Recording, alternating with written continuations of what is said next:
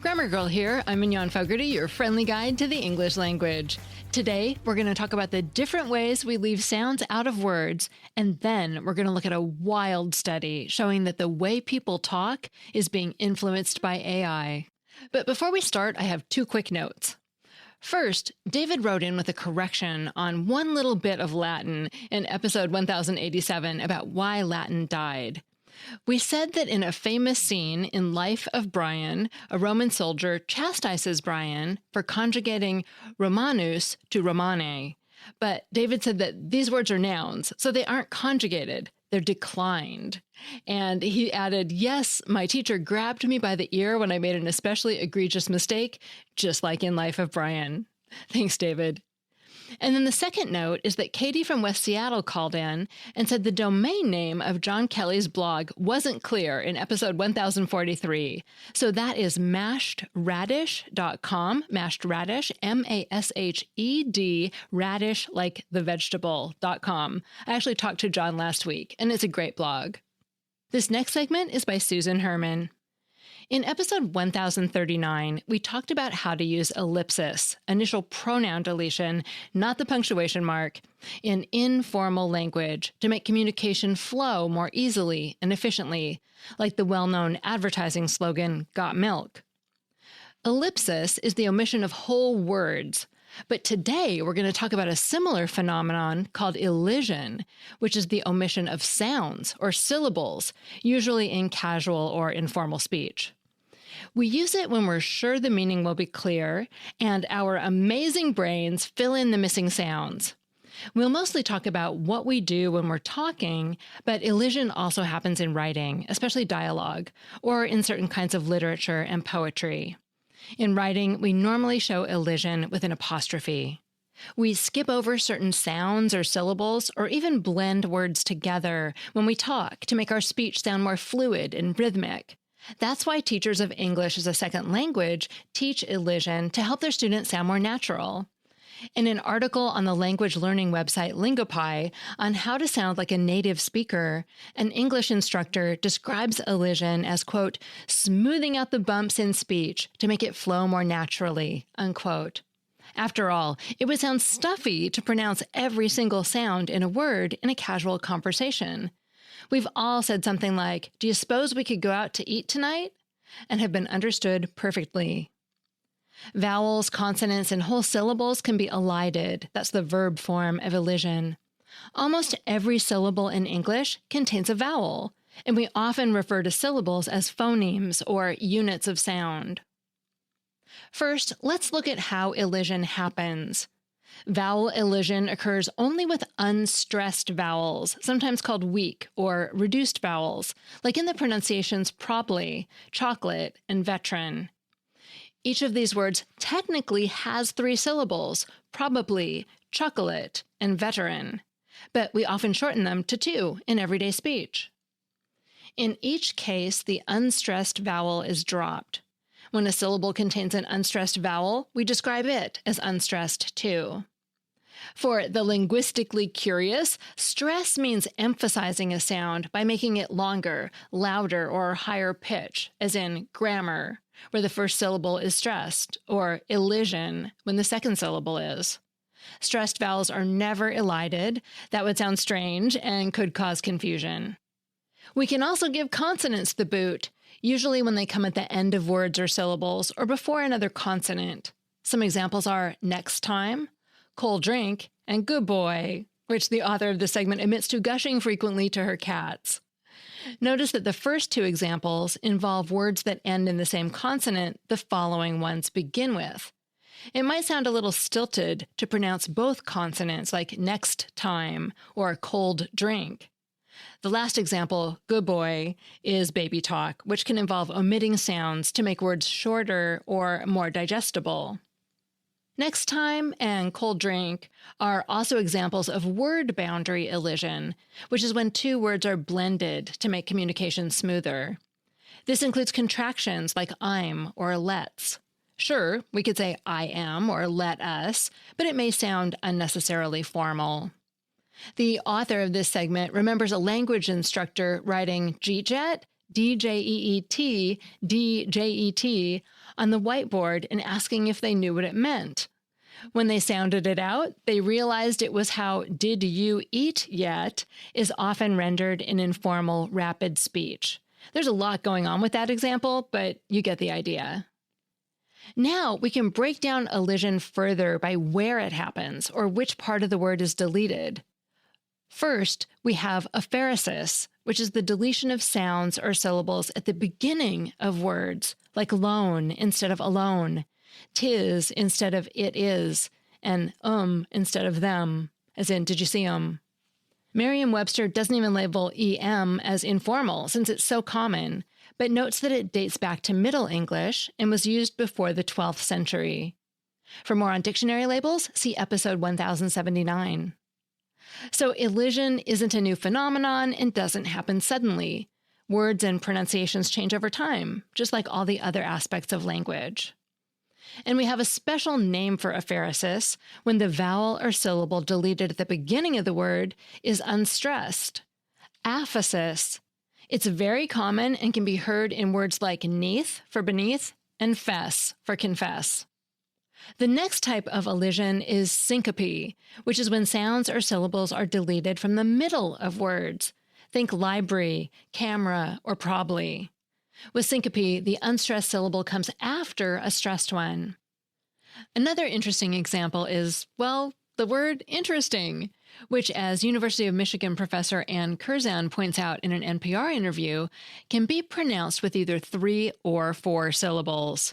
And while the 3-syllable and 4-syllable camps may curse each other, according to Curzan, quote, if you look in modern standard dictionaries from the last 10 years, they'll show multiple pronunciations, 3 and 4 syllables, unquote.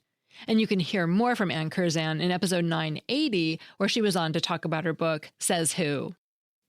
The final type of elision is apocryphy. Funny word, right? Apocryphy is the omission of sounds or syllables at the end of a word. For example, most of us would say photo instead of photograph in normal conversation, or auto parts instead of automobile parts, or maybe obit instead of obituary. It's just more efficient. And Renaissance fairs are an interesting example. First, we often use apocryphy to shorten Renaissance to Ren, and yet we often spell fair, F-A-I-R-E, with the E on the end, that we don't pronounce to give it an old-timey feel, like how some businesses spell old and shop with an E on the end for the same reason.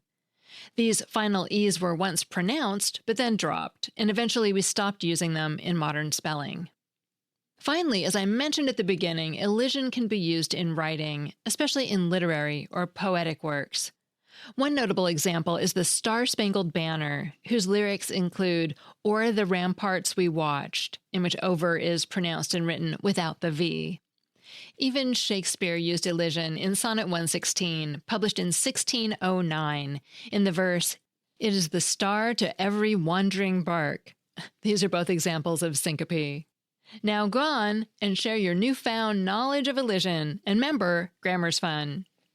That segment was by Susan K. Herman, a retired multidisciplined language analyst, editor, and instructor for the federal government.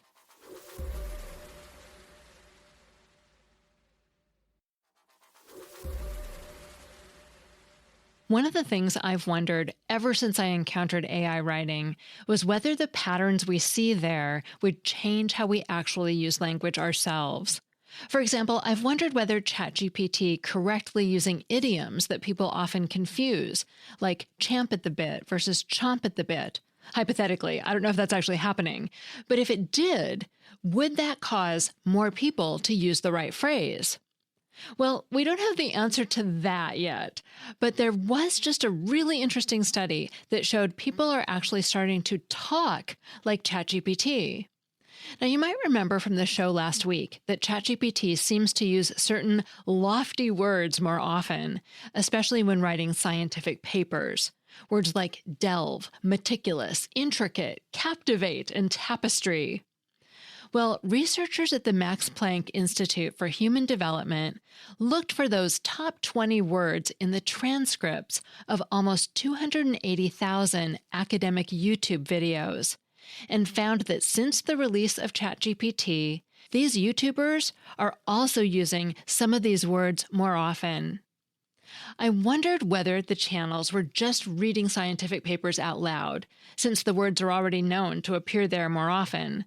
But the researchers said that they looked at videos that included both scripted content and people just talking, and they found the increases in both.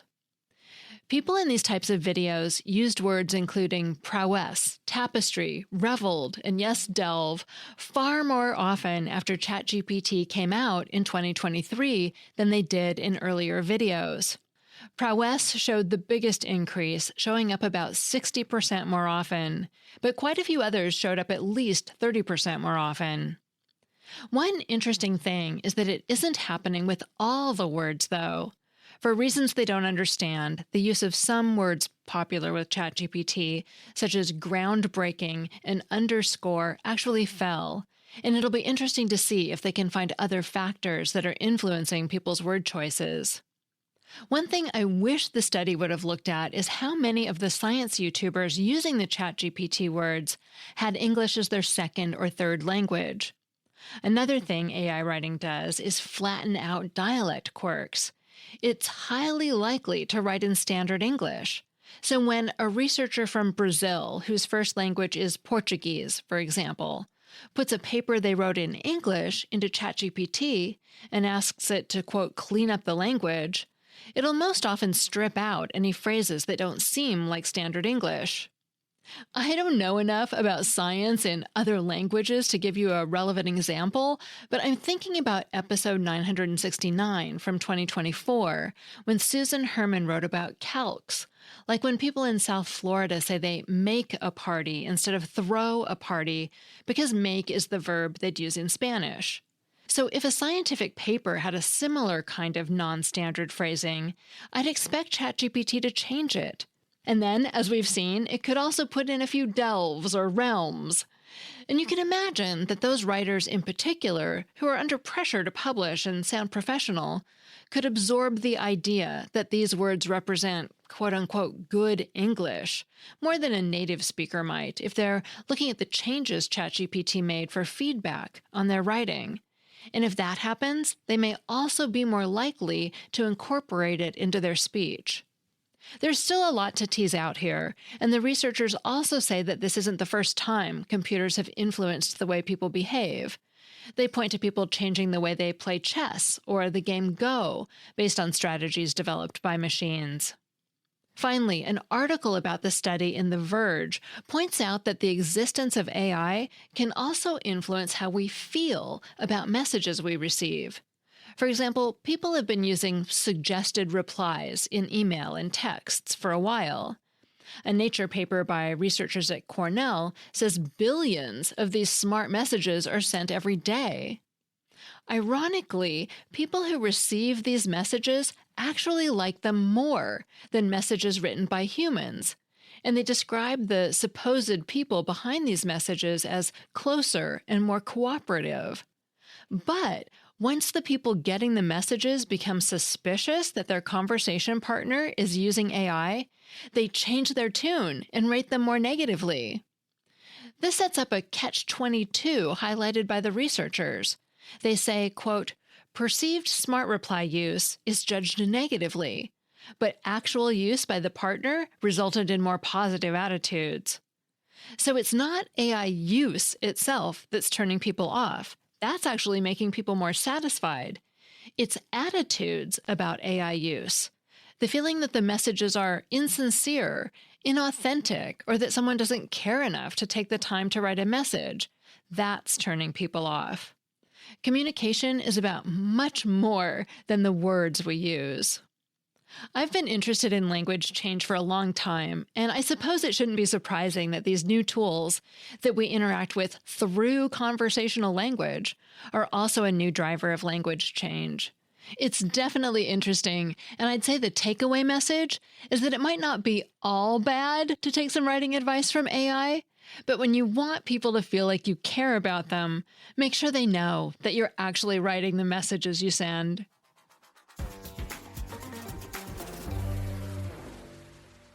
Finally, I have another answer to a question in a past podcast. Hi, Grammar Girl. This is Pete Atkinson calling.